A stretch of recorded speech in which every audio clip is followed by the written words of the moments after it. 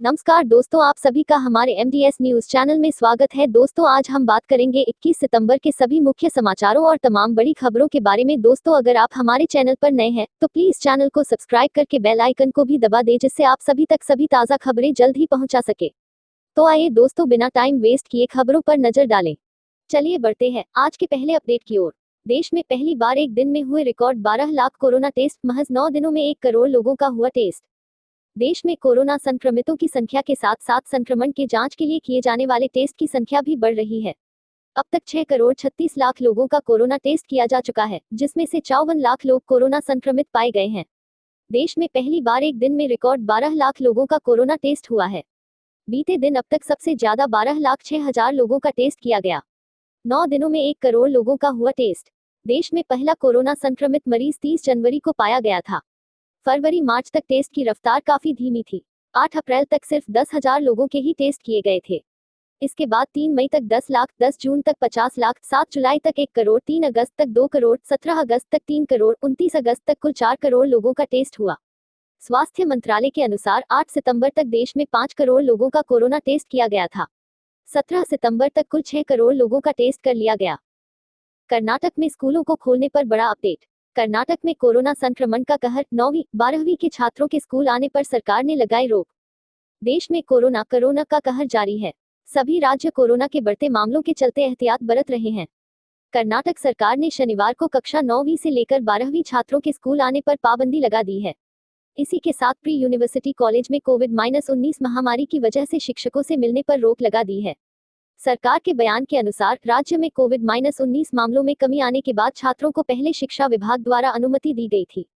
हालांकि राज्य में महामारी के मामले बढ़ते जा रहे हैं। राज्य सरकार ने महसूस किया कि छात्रों का शिक्षकों से मिलने के लिए कॉलेजों या स्कूलों में बुलाना सुरक्षित नहीं है। 21 सितंबर से कई राज्यों में खुलेंगे स्कूल। गौरतलब हो कि केंद्र सरकार द्वारा जारी अनलॉक 4 गाइडलाइन में स्कूलों को 21 सितंबर से खोलने की अनुमति दी गई है। हालांकि स्कूलों में बच्चों का आना अनिवार्य नहीं होगा। साथ ही माता पिता की सहमति जरूरी होगी और यह छूट कंटेनमेंट जोन में लागू नहीं होगी। अभी तक मिली जानकारी के अनुसार जम्मू कश्मीर, हरियाणा ने ही सोमवार से स्कूल फिर से खोलने का फैसला लिया है। मुंबई लोकल ट्रेनों को लेकर एक बड़ी खबर। मुंबई लोकल सोमवार से चलेंगी 150 और ट्रेनें। अब इन कर्मचारियों को भी मिली यात्रा की इजाजत।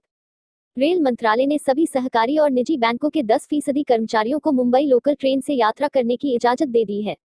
मंत्रालय की ओर से जारी बयान में कहा गया है कि राज्य सरकार के अनुरोध पर भारत सरकार के रेल मंत्रालय ने सहकारी और निजी बैंकों के 10% कर्मचारियों को मुंबई लोकल ट्रेनों से यात्रा करने की इजाजत दी है।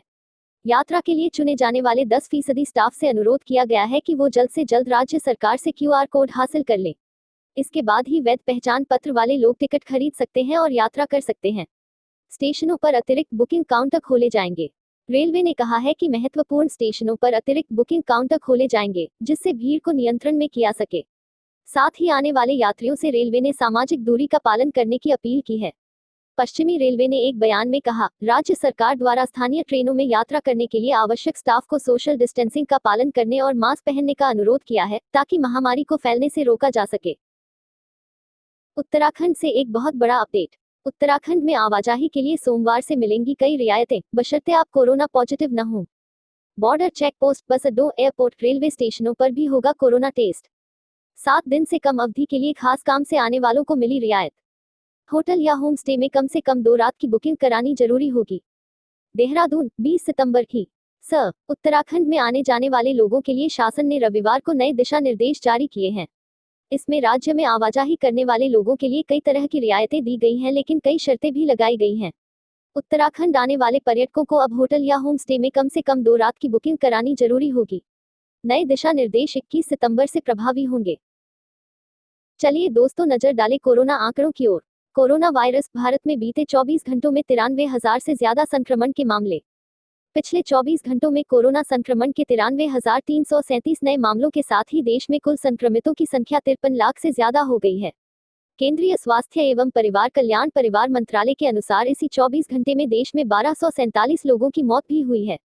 मंत्रालय के मुताबिक देश में इस समय कोरोना संक्रमितों की 53,08,015 मामलों में 10,13,964 सक्रिय मामले हैं, जबकि 42,08,432 लोग संक्रमण के बाद ठीक हुए हैं। ये महामारी अभी तक देश में 85,619 लोगों की जान ले चुकी है। Indian council of medical research ने बताया है कि 18 सितंबर तक देश में 624,54,254 सैंपल्स का कोरोना टेस्ट किया जा चुका है, जिनमें शुक्रवार को 881,911 सैंपल्स का टेस्ट किया गया। मौसम समाचार को लेकर बड़ी खबर। मौसम विभाग ने जारी किया अलर्ट, आज होगी बारिश, यहां गिरेगा पानी। राजस्थान में आज मौसम सुहाना रहने वाला है। आज यहां कई जिलों में बारिश की संभावना है।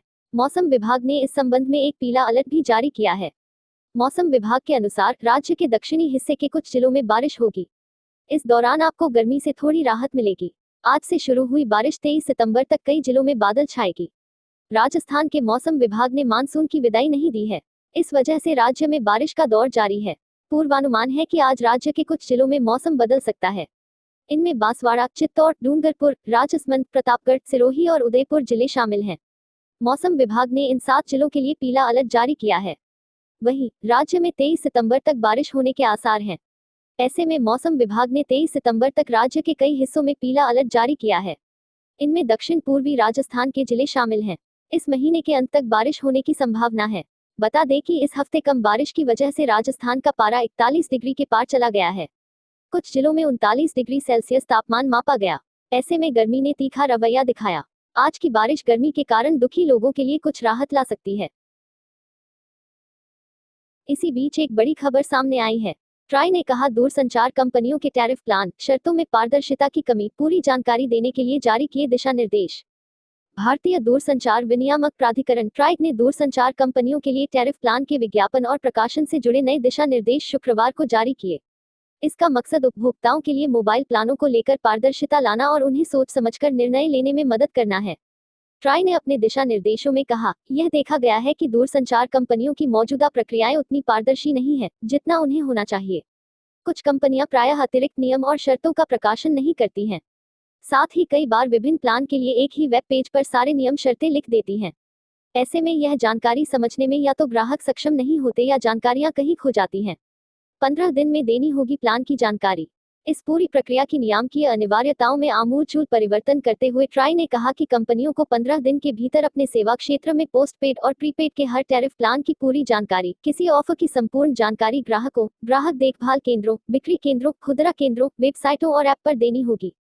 इसके तहत कंपनियों को प्लान के तहत कितने मिनट की कॉल, कितने SMS डेटा और उनके शुल्क, सीमा के बाद लगने वाले शुल्क और सीमा के बाद डेटा की स्पीड एवं शुल्क की पूरी जानकारी उपलब्ध करानी। देश में फिर से भूकंप के झटके। मिजोरम के चनफाई में भूकंप के झटके से कांपी धरती, रिक्टर पैमाने पर 4.6 रही तीव्रता। मिजोरम के चनफाई में रविवार को भूकंप के झटके महसूस किए गए हैं। रिक्टर पैमाने पर भूकंप की तीव्रता 4.6 रही। नेशनल सेंटर फॉर सिस्मोलॉजी के अनुसार सुबह 7:29 बजे भूकंप के झटके से चनफाई के पास धरती कांपी। अभी तक किसी तरह के जानमाल के नुकसान की खबर नहीं मिली है। इससे पहले मेघालय में शनिवार शाम 8:18 बजे 3.8 तीव्रता के भूकंप के झटके महसूस किए गए। भूकंप का केंद्र नॉर्थ तुरा से 80 किलोमीटर दूर था। तीव्रता काफी कम होने के कारण किसी भी तरह के जान माल के नुकसान की कोई खबर नहीं है। चलिए बढ़ते हैं अगले बड़े अपडेट की ओर। ट्रंप को भेजे गए पैकेट में निकला जहर, व्हाइट हाउस पहुंचने से पहले छानबीन में अधिकारियों ने पकड़ा। अमेरिकी राष्ट्रपति डोनाल्ड ट्रंप को भेजे गए एक संदिग्ध पैकेज में जहर मिलने में पुष्टि हुई है। कानून प्रवर्तन अधिकारियों ने इस सप्ताह के शुरू में ट्रंप को भेजे गए एक संदिग्ध पैकेट को घातक जहर के साथ पकड़ा। शनिवार को पैकेट में रिसन की उपस्थिति की पुष्टि करने के लिए 2 परीक्षण किए गए थे। बता दें कि व्हाइट हाउस में पहुंचने से पहले सभी पत्रों की छंटनी और जांच की जाती है। अमेरिका की कानून प्रवर्तन एजेंसी के एक अधिकारी ने बताया कि पैकेज संभवतः कनाडा से भेजा गया है। इस मामले की जांच जारी है। बता दें कि रिकिन कैस्टर बीन से निकाले जाने वाला एक अत्यधिक विषैला पदार्थ है जिसका उपयोग आतंकी हमलों में किया जाता है। इसका उपयोग पाउडर, धुंध, गोली या एसिड के रूप में किया जा सकता है। यदि कोई जहर लेता है तो यह पेट और आंतों की उल्टी और आंतरिक रक्तस्राव का कारण बनता है। वहीं संघीय जांच ब्यूरो FBI और सीक्रेट सर्विस इस मामले की जांच कर रहे हैं। FBI के वाशिंगटन फील्ड कार्यालय ने एक बयान में कहा, FBI और हमारी अमेरिकी गुप्त सेवा और अमेरिकी डाक निरीक्षण सेवा साझेदार अमेरिकी सरकार की मेल सुविधा पर प्राप्त एक संदिग्ध पत्र की जांच कर रहे हैं। इस समय सार्वजनिक सुरक्षा के लिए कोई खतरा नहीं है। नई शिक्षा नीति को लेकर बड़ा बयान। नई शिक्षा नीति पर बोले रमेश पोखरियाल निशंक, हम किसी पर हिंदी नहीं थोप रहे हैं। केंद्र सरकार ने राज्यों को 21 सितंबर से आंशिक तौर पर स्कूल खोलने की इजाजत दे दी है, लेकिन स्कूल खोलने का आखिरी फैसला राज्यों पर छोड़ दिया गया है। दिल्ली, पश्चिम बंगाल, उत्तर प्रदेश जैसे राज्यों ने अभी स्कूल खोलने से इनकार कर दिया है। कर्नाटक, असम और हरियाणा लॉकडाउन के बाद आंशिक तौर पर स्कूल खोलने जा रहे हैं। वहीं कोरोना महामारी के बीच प्रधानमंत्री नरेंद्र मोदी की सरकार नई शिक्षा नीति लेकर आई है। बीबीसी संवाददाता सारिका सिंह ने इन सभी विषयों पर शिक्षा मंत्री रमेश पोखरियाल निशंक से सवाल पूछे। चलिए दोस्तों, आज के लिए बस इतना ही। अब कल मिलेंगे देश भर की तमाम बड़ी व छोटी खबरों के साथ। दोस्तों, अगर आप हमारे चैनल पर नए हैं तो प्लीज चैनल को सब्सक्राइब करके बेल आइकन को भी दबा दें और रोजाना ऐसी वीडियोस को लाइक कर शेयर करना ना भूलें। धन्यवाद।